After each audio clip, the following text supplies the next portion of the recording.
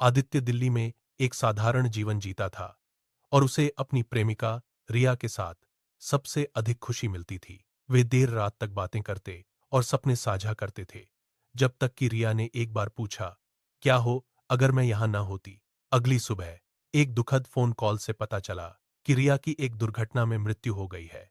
आदित्य पूरी तरह टूट चुका था और अपनी अकेली रातें उनकी आखिरी दिल को कचोटने वाली बातचीत को बार बार पढ़कर बिता रहा था। एक रात रात के 2 बजे उसके फोन पर रिया का एक नोटिफिकेशन आया। अभी भी जाग रहे हो? आदित्य हैरान था। कांपते हुए उसने जवाब दिया, रिया, क्या यह सचमुच तुम हो? संदेश लगातार आते रहे, जो परवाह से भरे थे और उससे अच्छा खाने और मजबूत बने रहने के लिए कह रहे थे।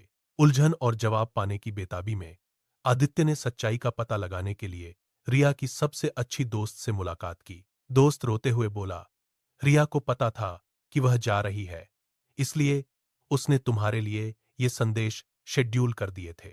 आदित्य को आखिरकार उसके प्यार की गहराई समझ में आ गई और उसे दुख और शांति का मिला जुला एहसास हुआ। अंतिम संदेश आया, अब और संदेश नहीं, तुम्हें आगे बढ़ना होगा मेरे प्रिय।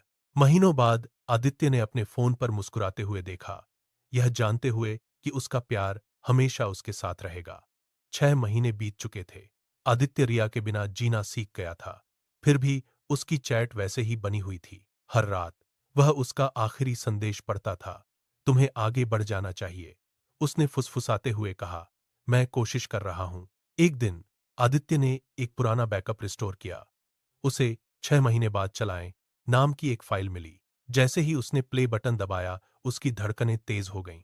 रिया की आवाज कमरे में गूंज उठी, जो बहुत ही कोमल और मुस्कुराहट भरी थी। नमस्ते बेवकूफ, अगर तुम यह सुन रहे हो तो तुमने मेरी बात मानी। मुझे पता है कि तुम मजबूत हो। उसकी आवाज गंभीर हो गई। मैंने एक सच छिपाया था। वह दुर्घटना साधारण नहीं थी, मेरा पीछा किया जा रहा था। आदित्य स्तब्ध रह गया। वह दुर्घटना कोई दुर्घटना नहीं थी। कहानी प्यार से न्याय की ओर मुड़ गई। उसने उसके अंतिम दिनों का पता लगाया, कॉल लॉग, टैक्सी ड्राइवरों और धुंधले सीसीटीवी फुटेज की जांच की। एक नाम सामने आया, विक्रम, जो दफ्तर में उनका सीनियर था। आदित्य ने सबूतों के साथ उसका सामना किया। विक्रम टूट गया और उसने स्वीकार किया कि उसका इरादा केवल उसे डराने का था, लेकिन चीजें नियंत्रण से बाहर हो गईं। न्याय मिल गया। उसकी तस्वीर के सामने खड़े होकर आदित्य ने गहरी शांति महसूस की। उसने आखिरी बार सुना, यदि तुम यहां तक पहुंच गए हो तो तुमने प्रेम और साहस दोनों सीख। 1 महीना बीत चुका था। आदित्य का जीवन बदल गया था और रिया को आखिरकार न्याय मिल गया था।